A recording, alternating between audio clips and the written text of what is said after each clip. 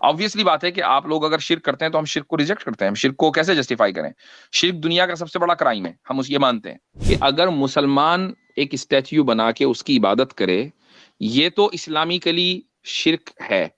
लेकिन अगर एक जैनी स्टैच्यू बनाकर उसकी पूजा करे तो इसको हम शिर्क ना कहें? आप ये कहना चाह रहे हैं? हाँ, क्योंकि कैसा है कि जो क्यों आपकी फीलिंग ये है कि सारी दुनिया जैनी बन जाए?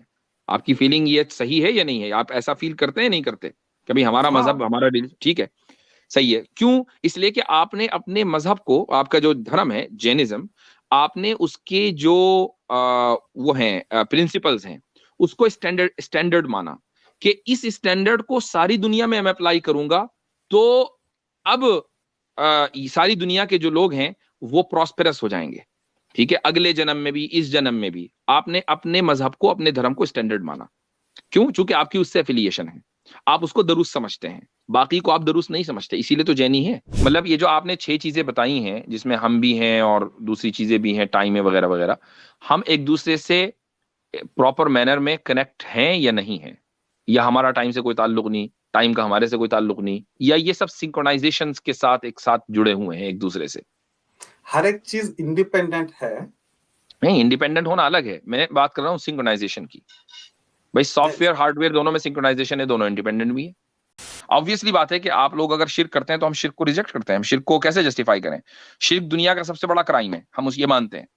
तो अच्छा, तो उसके अच्छा, तो हम इस पर बात कर सकते हैं, लेकिन मैंने कौन सा जुमला किस वक्त बोला था, जब तक कि आप वो चीज मेरे सामने नहीं पेश करेंगे वो बात नहीं हो सकती। हाँ, शिर्क को हम एब्सोल्यूट क्राइम मानते हैं और एब्सोल्यूट ईवल मानते हैं जी। अच्छा। नहीं, वो बात आपकी सही है क्योंकि वो आपके इस्लाम के हिसाब से करेक्ट है। लेकिन हम्म। आपने कहा कि हम लोग बुतों की यानी जो प्रतिभाओं की पूजा होती है, हम्म। करते हैं। तो मेरा पॉइंट ये था कि जो जैन धर्म का जो कंसेप्ट है, तो उसमें मूर्ति पूजना कोई गलत बात नहीं है। यानी इट इज इन, जैसे बोलते हैं ना, इन कंफर्मिटी विद आवर थियोलॉजी। ठीक है। तो उसमें तो मेरा क्वेश्चन ये था कि जो ये जो शर्क का जो कंसेप्ट है वो यानी इस्लाम का आता है, तो उसका जो जुरिस्डिक्शन है तो उसके ऊपर ही लागू होगा ना। तो दूसरे धर्मों के ऊपर कैसे लागू होगा? क्योंकि जो नहीं, हमने लागू करने का क्या मतलब है? क्या नहीं हम नहीं, ये कहते हैं क्वेश्चन कर लागू रहे करने थे का ना। मतलब ये तो नहीं होता ना कि हम ये कह रहे हैं कि नहीं जी जबरदस्ती लोगों को शिर्क से रोको, नहीं मंदिरों को नहीं तोड़ दो, ये तो नहीं कह रहे ना। नहीं लागू नहीं, करने जी का अगर मतलब ये जी है कि हम मुफ्ती ये साहब, कह रहे हैं जी।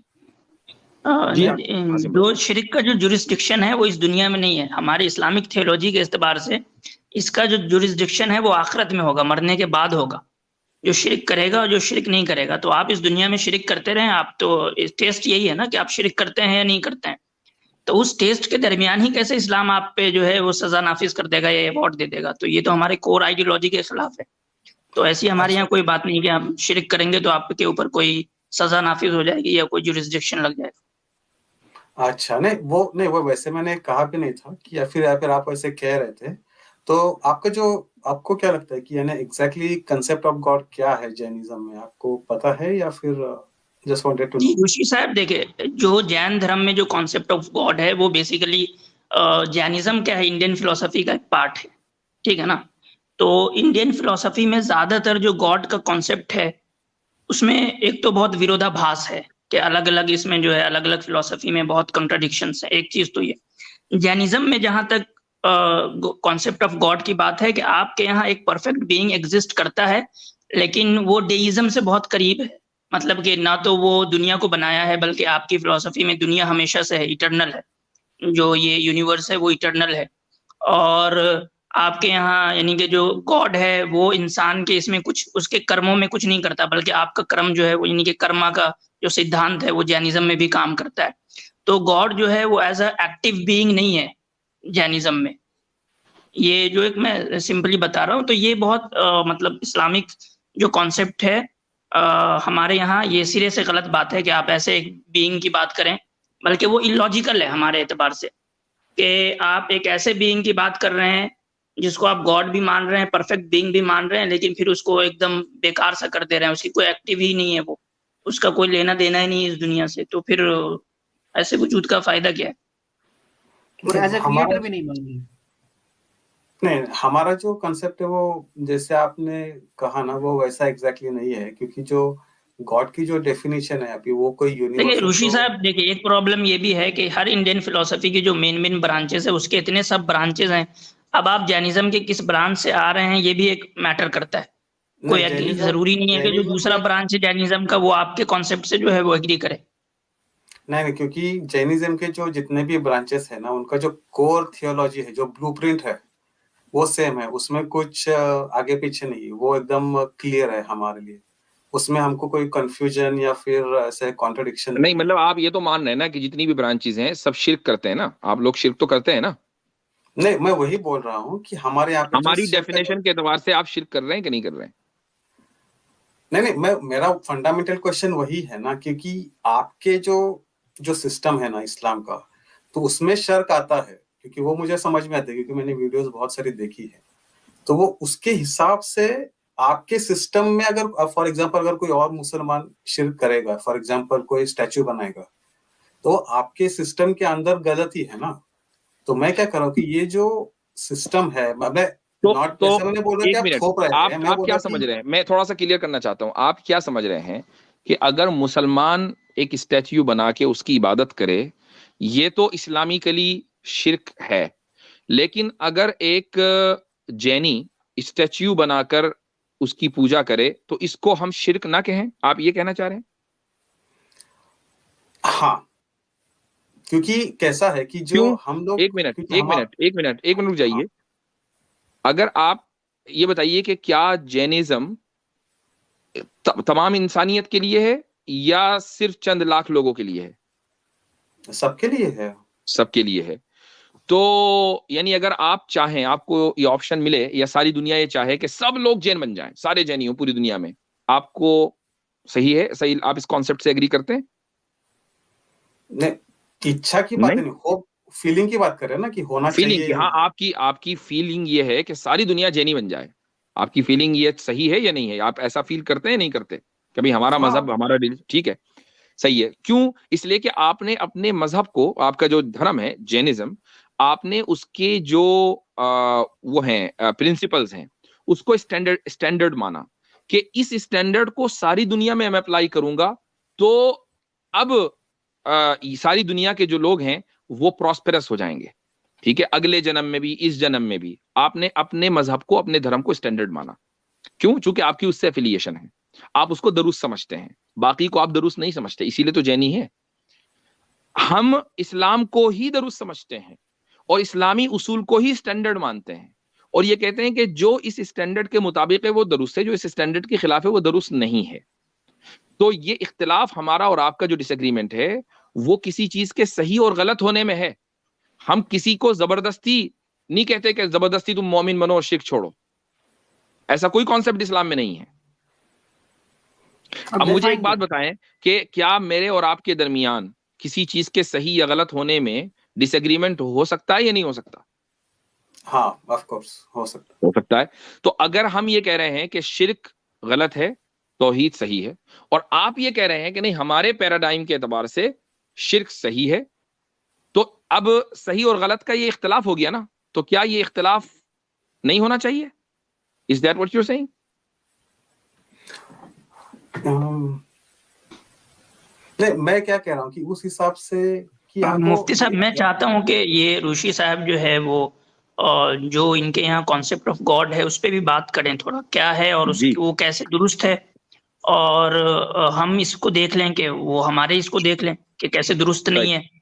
तो ऋषि साहब अगर इस पे बात कर लें कि इस्लाम में जो कॉन्सेप्ट ऑफ गॉड है वो ज्यादा सही है या जैनिज्म में जो कॉन्सेप्ट ऑफ गॉड है वो ज्यादा सही है, तो मेरे एतबार से एक कुछ फ्रूटफुल डिस्कशन हो जाएगा। हाँ, बिल्कुल। तो मैं अभी यानी इस्लाम के हिसाब से तो आई मीन एवरीवन नोज, क्योंकि जैनिज्म का जो गॉड कंसेप्ट है वो बहुत कम लोगों को पता है।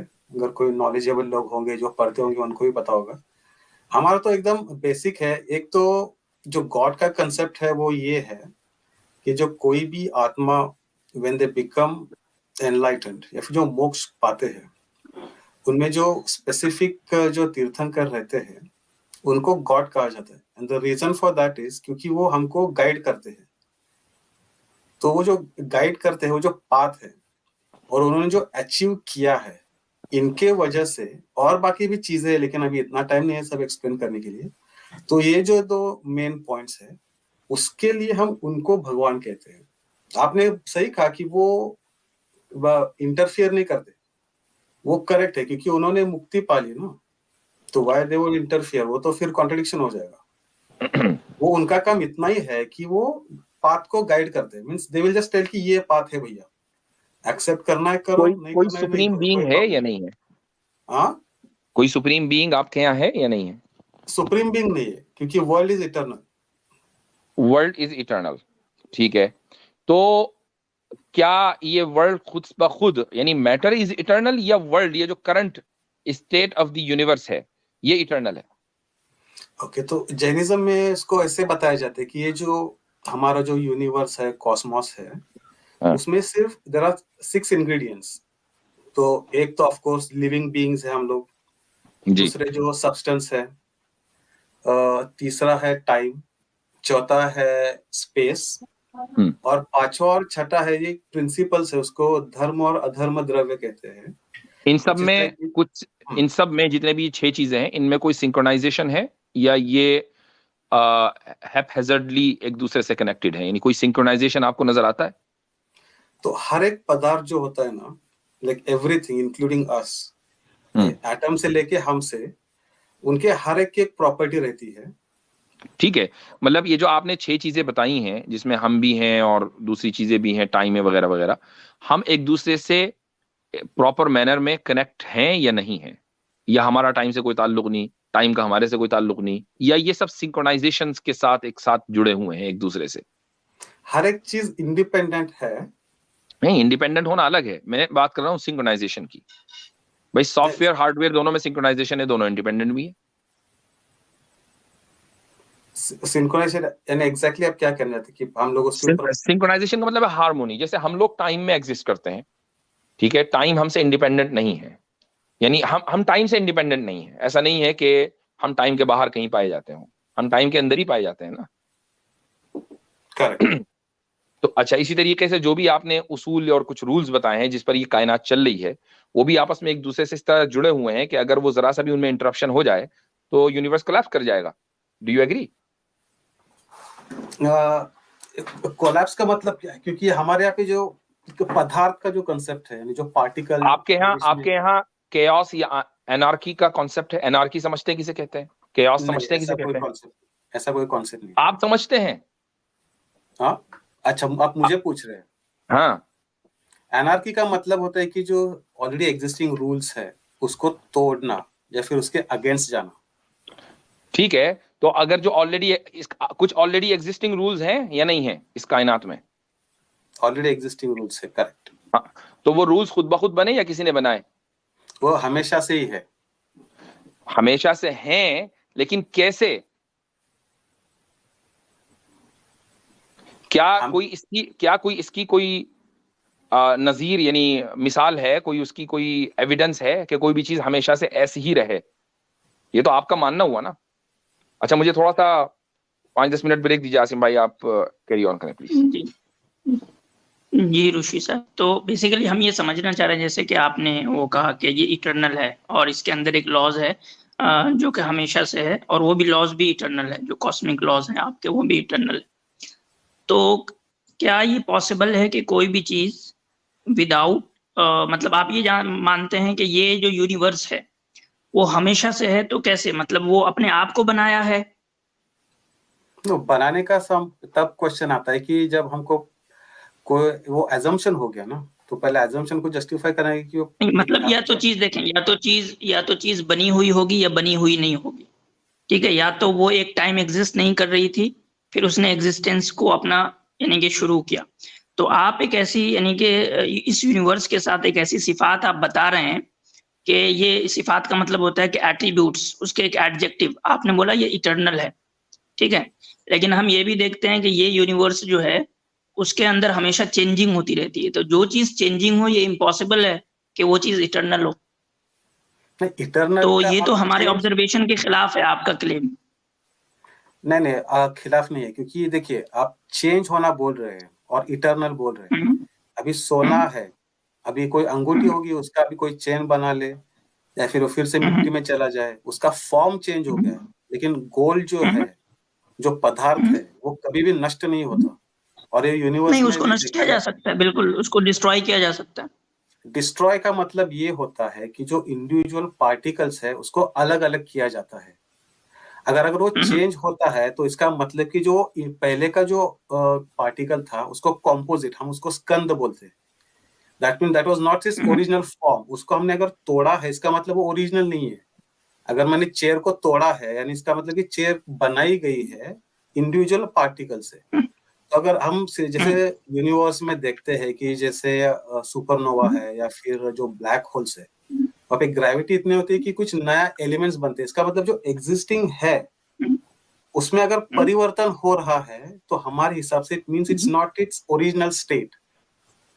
जैसे अंगूठी है, तो अंगूठी का देखिए, हमेशा अगर हम ये अंगूठी भी देखते चेंज हैं हो कि रही जो है, चेंजेस होते हैं, ये ऋषि भाई, जो परिवर्तन होता है वो परिवर्तन लाने वाला कोई होता है, कोई पर फैक्टर होता है जो उसमें परिवर्तन ला रहा होता है, हाँ, तो जो कोई एक परिवर्तन का फैक्टर जो, होता है। तो हाँ, तो हमारे जी, एक मिनट, तो यूनिवर्स के अंदर एक परिवर्तन आ रहा है, तो वो जो फैक्टर है यूनिवर्स के अंदर जो परिवर्तन ला रहा है, वो यूनिवर्स के अंदर ही है, यूनिवर्स के बाहर है? हाँ, जो परिवर्तन हम इसको पर्याय बोलते हैं, परिवर्तन भी करेक्ट वर्ड आपने यूज किया है। तो जो परिवर्तन है ना, जो हर एक पदार्थ है, जो पूरे विश्व में ये जो खचाखच पूरा पदार्थों का ही बना हुआ है, जैसे मैंने 6 एलिमेंट्स बताए हैं, तो उसमें हर टाइम एवरी मिनट यानी एवरी सेकंड को आप जितना तोड़ोगे ना, जो एलिमेंटल सेकंड होता है, टाइम होता है, तो हर समय ये परिवर्तन होता रहता है।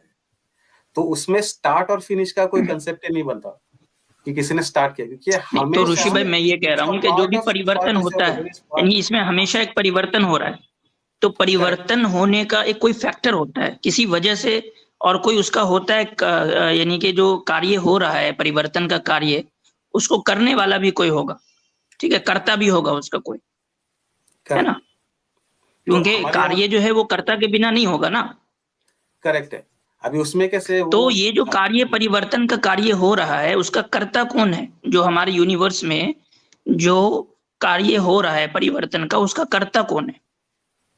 अच्छा, हाँ, नहीं, वो आप एकदम सही, सब सही क्वेश्चंस पूछ रहे हैं। अभी मेरे सामने वो किताब नहीं है, उसमें ये मैंने पढ़ा था, जो कोई भी आप परिवर्तन बोल रहे हो ना, तो उसमें देर आर टोटल 6 कंपोनेंट्स उसमें होता है। एक तो जिसमें परिवर्तन होने वाला है, दूसरा कंपोनेंट होता है कि उसमें परिवर्तन होने की क्षमता हो, तीसरा टाइम, क्योंकि परिवर्तन स्टार्ट, मिडल और फिनिश, तो ये डिफरेंशिएट करने के लिए टाइम। और आप जो करने वाला बोल रहे हो ना, उसको हम लोग कारण बोलते हैं या निमित्त बोलते हैं। और जो निमित्त होता है ना, अगर परिवर्तन हो रहा है तो निमित्त भी उसके साथ हमेशा रहेगा ही। The cause will be always there. तो उसके बिना परिवर्तन नहीं होता। और जो कॉज आप बोलोगे कि कॉज को अगर हम एक्सपांड करेंगे, तो वो कॉज डिपेंड कॉज करता तो है। कुछ भी हो सकता है, जो नीत है उसकी बात कर रहा हूँ, कि आप ये कह रहे हैं कि मतलब वो होगा तो वो कार्य भी होगा, वो परिवर्तन उसके साथ ही होगा। आपका ये मानना है कि जो आपका नीत है, जो जिसको जो कर्ता मान ले, करने वाला, वो एग्जिस्ट करते ही जो परिवर्तन का कार्य है वो भी एग्जिस्ट करने लगेगा ऑटोमेटिकली। नहीं नहीं, वो हम लोग उसको वैसा नहीं हम लोग को उसको ऐसा एक्सप्लेन करते हैं कि जब परिवर्तन होता है तो निमित्त साथ में होता ही है, क्योंकि निमित्त के बिना परिवर्तन कैसे होगा। तो जी उसके जी, लिए मैं वही कह रहा हूँ, तो निमित्त जो है वो पहले एग्जिस्ट करता है या परिवर्तन पहले एग्जिस्ट करता है? दोनों में से पहले कौन है? एक तो पहले अगर हम पदार्थ के, क्योंकि हमारे यहाँ पे ना एक कंसेप्ट होता है न्याय, सॉरी नॉट नॉट न्याय, न्याय बोलते हैं उसको, न्याय।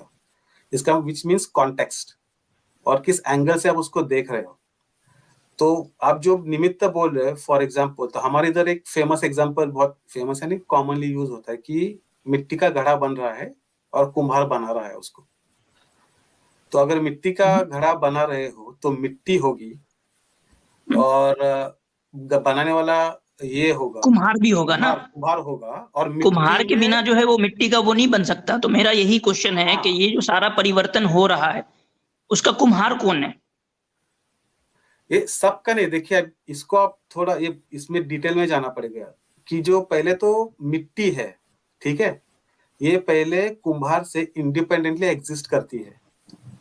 ओके, नंबर 1 ये, क्योंकि ये बहुत ही इंपॉर्टेंट और आप अच्छे क्वेश्चंस पूछ रहे हैं क्योंकि इसमें नुआंसेस बहुत है। तो अभी मिट्टी है, उसका एग्जिस्टेंस है इंडिपेंडेंट, उसको हम बोलते हैं द्रव्यार्थिक नय से ये हमेशा रहेगा। ओके ना, उसमें एबिलिटी होना चाहिए मिट्टी का घड़ा बनने के लिए। आप रेत का घड़ा नहीं बना सकते, आप क्या बटर का नहीं बना सकते, यानी रेत में वो क्षमता होनी चाहिए, उसको हम उसको बोलते हैं उपादान, that means it's inherent quality. और जो कुम्हार है, जब उसका निमित्त मिलेगा उस टाइम पे, तब वो मिट्टी जो है उसका परिवर्तन हो जाएगा घड़े में। लेकिन घड़े में जो परिवर्तन होता है उसमें मिट्टी द्रव्यार्थिक नय के हिसाब से स्टिल मिट्टी ही है, मैंने अंगूठी पहनी है लेकिन वो अभी भी वो सोना ही होता है, और वो मिट्टी भी होती है, तो उसको हम मिट्टी भी बोल सकते हैं, लेकिन हम ये अंगूठी बोल रहे हैं, है तो वो मिट्टी ही। तो ये इस तरीके से परिवर्तन ये को सब मैं समझ रहा हूँ। मेरा क्वेश्चन सिंपली ये है कि ये जो परिवर्तन यहाँ हो रहा है, जो कुछ यूनिवर्स के अंदर, वो परिवर्तन हमें भी दिख रहा है और आपको दिख रहा है, तो इसको हम डिनाई नहीं कर सकते कि परिवर्तन नहीं हो रहा। तो परिवर्तन जो हो रहा है, जो उसका निमित्त होगा, ठीक है, जो करता होगा, उस परिवर्तन को करने वाला होगा, वो इस परिवर्तन से पहले होगा या बाद में होगा या इसके साथ होगा? उसका जो एग्जिस्टेंस होगा, परिवर्तन करने वाले का जो एग्जिस्टेंस है, वो उस परिवर्तन से पहले है या बाद है या साथ में है? वो सब लोग साथ में ही है, हमेशा रहते हैं, क्योंकि आप परिवर्तन की बात कर रहे हैं, आप एग्जिस्टेंस की बात नहीं कर रहे हैं, क्योंकि वो आप लोग नहीं, तो फिर ये ऐसा ही हुआ। देखिए ऋषि साहब, ये जो है ना, घूम फिर के फिर ऐसा ही जा रहा है कि हम ये कह रहे हैं यहाँ पे एक इन्फिनिट रेग्रेस आ रहा है, यानी कि इसको हम ऐसे कहेंगे कि आप ये कह रहे हैं कि ये उस पर डिपेंड करता है, ये उस पर डिपेंड करता है, ये उस पर डिपेंड करता है, हर कोई एक दूसरे पे डिपेंड करता है। ये इम्पॉसिबल है कि जो सारे के सारे डिपेंडेंट हो वो अपने से एग्जिस्ट कर सके। देखिए मैंने ये कोई एक ऐसा चाहिए जो इंडिपेंडेंट हो, जिसके ऊपर ये सारे डिपेंड करते हो।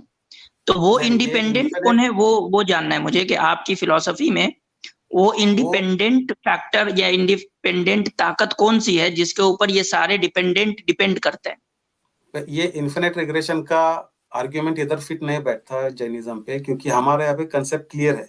मैंने पहले ही बोला, जो हर एक वस्तु, पदार्थ बोलते हैं हम उसको, वो हमेशा इंडिपेंडेंट ही रहती है और कंटिन्यूअसली परिवर्तन होती रहती है। तो इसमें तो आप ये कह रहे हैं, आप ये कह रहे हैं, मुझे कंप्लीट करने दीजिए, आपका मैंने बात सुन लिया। आप क्या कर रहे हैं कि इन्फिनिट रिग्रेशन में आप एक लाइन खींच रहे हैं, इवेंट 2 है, -1 पीछे पीछे जा रहे हैं, जैसे कि आपको ऐसा लग रहा है कि ये लाइन है और उसके पीछे कोई तो बैठा है। हमारा ऐसा नहीं, आप ऐसा मत सोचिए, आप सोचिए कि ये सब एक साथ ही परिवर्तन हो रहा है, कंटिन्यूअसली हो रहा है, तो उसमें कोई इन्फिनिट रिग्रेशन आप, वही मैं पूछ रहा हूँ कि आपके अकॉर्डिंग जो है, आपके अकॉर्डिंग हर एक जो है वो इंडिपेंडेंट है, हर कोई जो है वो आपके अकॉर्डिंग इंडिपेंडेंट है, डिपेंड नहीं। आपने कहा ना कि आपकी फिलॉसफी में हर कोई इंडिपेंडेंट है, डिपेंडेंट नहीं है कोई भी। हाँ, इसके लिए मैंने पहले बोलता हूँ, क्योंकि जैनिज्म अगर समझना है तो कॉन्टेक्स्ट के साथ समझिए। नहीं, तो हम जैनिज्म ही समझ रहे हैं, तो उसमें हम ये देख रहे हैं, हम उसमें ये देख रहे हैं कि आपके यहाँ जो आप बता रहे हैं उसमें तो हमें फ्लॉज दिख रहा है। एक तो ये दिख रहा है कि आपका ये क्लेम है कि हर कोई इंडिपेंडेंट है, ये दावा ही गलत है, क्योंकि हम ये देख रहे हैं कि हर कोई डिपेंडेंट है। यहाँ हम जितनी भी चीजों को देख रहे हैं वो सब एक किसी ना किसी पे डिपेंड करता है। तो आपका ये पहला क्लेम ही गलत है कि हर कोई यहाँ इंडिपेंडेंट है। हम डिपेंड करते हैं, इसका मतलब ये आप जनरल बात कर रहे हैं, आपको स्पेसिफिक बात करना पड़ेगा, क्योंकि यहाँ पे डिपेंडेंट मैं इसलिए बोल रहा हूँ कि हम लोग बोलते हैं कि जो जैन धर्म है वो न्यायबद्ध है, इसका मतलब इट इज कॉन्टेक्स्ट के साथ होता है। कोई भी हम स्टेटमेंट बोलते हैं वो कॉन्टेक्स्ट के बिना कभी भी नहीं होती। क्योंकि अगर आप ये बताएं कि हमारी जो धरती है वो डिपेंडेंट है, इंडिपेंडेंट है? धरती, जो मैं वही बोल रहा हूँ, हमारे इधर वो कंसेप्ट क्लियर है, जो धरती है वो इंडिविजुअल पार्टिकल से बना है। तो जैन धर्म को वो जो इंडिविजुअल पार्टिकल्स है वो डिपेंडेंट है, इंडिपेंडेंट है? वो इंडिविजुअल पार्टिकल्स के एग्जिस्टेंस के लिए किसकी डिपेंडेंसी है? आप बोल रहे हो कि अगर स्पेस टाइम की बात कर रहे हो, लेट्स कि मैंने स्पेस को निकाल दिया तो क्या होगा, वो वैक्यूम में गिरेगा, और तो गिरते रहने दीजिए, उससे उसके एग्जिस्टेंस के ऊपर कैसे सवाल आप खड़े कर रहे हैं?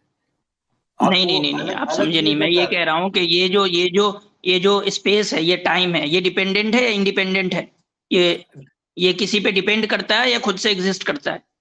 उनके एग्जिस्टेंस के लिए ये अपने एग्जिस्टेंस के लिए किसी पे डिपेंड करता है, या ये अपने एग्जिस्टेंस के लिए किसी पे डिपेंड करता है, या खुद से एग्जिस्ट करता है?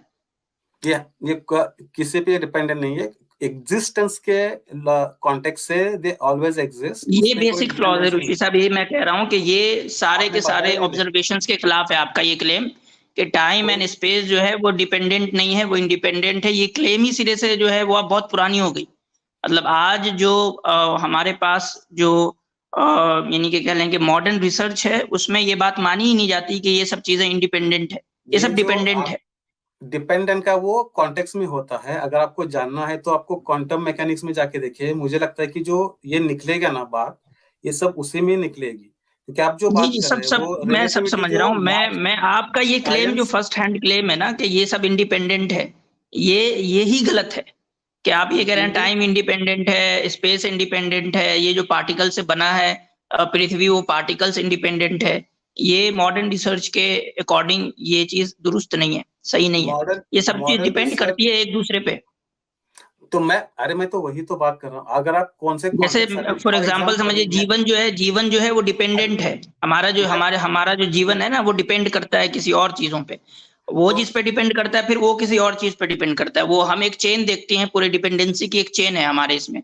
तो आप ये कह रहे हैं इसको हम लोग वही इसको हम कहते हैं व्यवहार दृष्टि से देखना, व्यवहार नय से देखना। एक होता है व्यवहार नय, एक होता है द्रव्यार्थिक नय, एक होता है एब्सोल्युटली ऑब्जेक्टिवली देखना होता है, एक रिलेटिवली। अभी मैं तो डिपेंडेंट हूँ ना, मुझे खाना खाना पड़ेगा, नहीं तो मैं जो शरीर है वो नष्ट हो जाएगा। मेरे को गाड़ी चलानी पड़ेगी, गाड़ी पे डिपेंडेंट हूँ, मेरे को लाइट चाहिए, तो उसको व्यवहार नय से लेते हैं। तो आप इंडिपेंडेंट कहाँ है वो बताइए। आप कह रहे हैं कि आप इंडिपेंडेंट है, ऑब्जेक्टिवली आप देखेंगे तो कहाँ पर हैं बताएं। तो ऑब्जेक्ट जो द्रव्यार्थिक नय से, इसीलिए तो पदार्थ के हिसाब से, ठीक है। When you look तो आप किस हिसाब से इंडिपेंडेंट है वो बताएं कि आप किस हिसाब से इंडिपेंडेंट है। इंडिविजुअल इन द सेंस की जो द्रव्यार्थिक नय है, जो मैं इंडिविजुअल जो आत्मा हूँ, उसके लिए मुझे कुछ नहीं लगता। It is always existing. तो आप आत्मा को आप मान रहे हैं? हाँ, तो जैन हो तो आत्मा को मानूंगे ना। ठीक। तो आत्मा जो है वो आप कह रहे हैं कि वो इंडिपेंडेंट है द्रव्यार्थिक नय के हिसाब से। नय मत छोड़िए, कॉन्टेक्स्ट छोड़ेंगे तो कुछ समझ में नहीं आएगा। हाँ, मैं नहीं छोड़ रहा कॉन्टेक्स्ट। तो उसके अकॉर्डिंग जो है हमारे एक लाइन कह देता हूँ। हमारे तो एक लाइन कहते हैं कि अपेक्षा के समझे बिना कुछ समझ में नहीं आएगा, जब अपेक्षा समझोगे तो सब समझ में आ जाएगा। जी सब समझ रहे हैं, मैं वही समझा रहा हूँ। तो कि आप ये कह रहे हैं कि आपकी आत्मा जो है वो इंडिपेंडेंट है, और आपने कॉन्टेक्स्ट दिया निये का, ठीक है। उस कॉन्टेक्स्ट में जो है वो इंडिपेंडेंट है ना। द्रव्यार्थिक नय से जो आत्मा, क्योंकि एक पदार्थ है ना, end of the day we are still substance. अगर हम उस हिसाब से देखेंगे तो वो तो आत्मा आपके नजदीक एक पदार्थ है, एक सब्सटेंस है, मटेरियल पदार्थ है आत्मा। तो हमारा एग्जिस्टेंस है, इसका मतलब क्या है? हम उसको यानी कि आत्मा जो है वो आपके नजदीक मटेरियल पदार्थ है और वो इंडिपेंडेंटली एग्जिस्ट करता है। हाँ, तो उसको हम ऑब्जेक्ट बोलते हैं ना, क्योंकि ये यही तो मैं कह रहा हूँ। ये प्रूव नहीं कर सकते आप किसी भी ऑब्जर्वेशन से। आप प्रूव नहीं कर सकते कि कोई भी जो चीज है जो जिसको आप एक भौतिक और एक मटेरियल सब्सटेंस कह रहे हैं वो इंडिपेंडेंटली एग्जिस्ट करता है। ये मॉडर्न रिसर्च के ही पूरे कॉन्सेप्ट के खिलाफ है। ठीक है ऋषि भाई, बहुत शुक्रिया। मुझे लग रहा है काफी लंबी गुफ्तगू हो गई है। मुफ्ती अब्दुल्ला मीना साहब। हाँ जी, बात काफी हो गई ऋषि साहब आपसे। इजाजत भी चाहूंगा, और मैं चाहूंगा कि आइंदा मरतबा आप आइए, इंशाल्लाह बात होगी आपसे। ठीक है, अभी इस मरतबा काफी हो गई, दूसरे लोगों को मौका दीजिए। आप देख रहे हैं लंबी बात हुई, आपने लंबा इंतजार भी किया, लंबी बात भी वसूल हो गया आज आपका। ठीक है आना। ठीक है अब्दुल्ला जी, थैंक्स फॉर टाइम। जी और वासिम जी भी अच्छा क्वेश्चन पूछ रहे थे। थैंक यू जी, सही जा रहे थे। Thank you. ठीक बहुत शुक्रिया ऋषि साहब।